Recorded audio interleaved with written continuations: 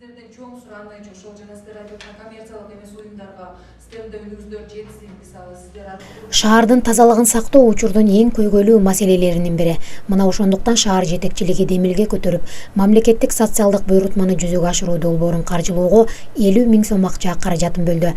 Долбоорду канткенде ийгиликтүү жүзөгө ашыра алабыз. Бул жана башка суроолордун тегерегинде уюштурулган талкуу жыйыны медиа өкүлдөрдүн катышуусунда уюштурулду.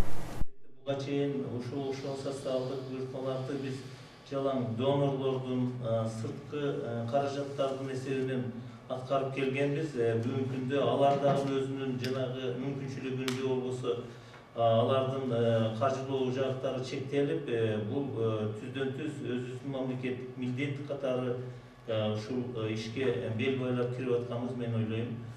Бул абдан жакшы нерсе.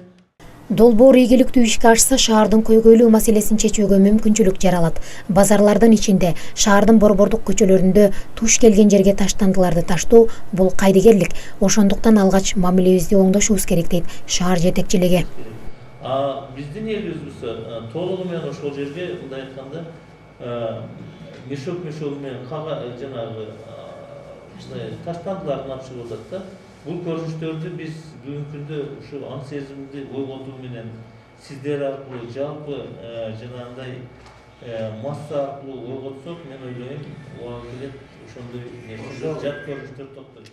Республиканын аймагында биз жалпысынан ушул долбоорду иштеп баштаганда жалпысынан бардык эле шаарлардын арасында конкурс жарыяланган болчу. Бирок долбоордун ошол эң акыркы натыйжасы катары 4 муниципалитет тандалып алыныш керек болчу шарттуу түрдө. Азыркы күнгө бирок тилекке каршы көпчүлүк шаарлар жана жергиликтүү бюджеттин каражаттарынын тартипсиздигинен улам 2 гана муниципалитет өзүнүн даярдыгын айтышты. Бул Баткен шаары жана Кочкор Ата шаары Жалал Абад облусундагы. Анан Баткен шаары бул тараптан пионер болду. Анткени Кочкор Ата шаары азырынча шаардык кеңештин сессиясын күтүп атат. Ал эми Баткен шаары сиздер маалымат өнөктүгүңүздөрдү баштадыңыздар. Шаардын борбордук бөлүгүндө жайгашкан соода түйүндөрүнүн 70-80% таштанды үкөктөрү жок. Ошол эле учурда шаар калкынын 20-30% гана таштанды чыгарууга болгон акысын төлөп, калган 70-80% калк төлөбөй келет. Буга байланыштуу тазалык ишканасынын мүмкүнчүлүгү да чамасы да жетпей жатат. Төлөмдөр аз төлөнүп атат. Шаарды өзүнүн үйүнү кандай караса, короосун кандай караса, шаарыбызды ошондой кароо деген эмеге жетмейинче, аң сезимге жетмейинче, бул манча жолго коюлбайт экен да. Ошон үчүн биз бул долбоорду жардамга чакырып, бул мыйзамдын ишке ашырууда.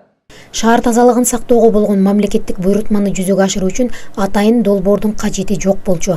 Алгач шарт түзсөк, шаар калкы тазалыкты сактоого өзү тарбияланмак деген пикирлер медиа өкүлдөр тарабынан да айтылды. Баткен көлдөрү суу ичем, басып баратыпчы. Баклашканга кайра таштаган. Кечке эле көтөрүп турат мисалычы. Анан сөзсүз кайра таштадың көтөрүп таштап коесуң да. Андан көрө ошол элим аңсыз шарттар түзүлсө элдин аңсыз өзү эле өзгөрөбү дейм да.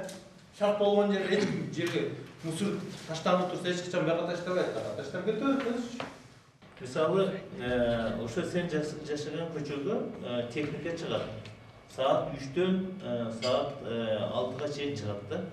Саат 3-тө техника чыгып алып чыгып кетет. 3-төн 15 мүнөт өткөндө кайра бир мешок жана калдыктар таштандылар сыртка алып чыгат. Бул маселе абдан чоң маселе. Анан ал жатса ага жана жолдун иттери барбы, же болбосо башка бир жана чачылат. Жаш балдар ойнойт. Ошондуктан шаар маселеси бул жерде абдан чоң маселе. Ошондуктан аң сезим деген бул абдан жакшы нерсе. Көп түпсө көл болот дейт. Эгерде жөп-жөнөкөй эле эшигиңиздин оозун же болбосо ошо короосун алдын эртең менен шыпырып ташталган жанагындай таштандыларды, барактарды, жанагы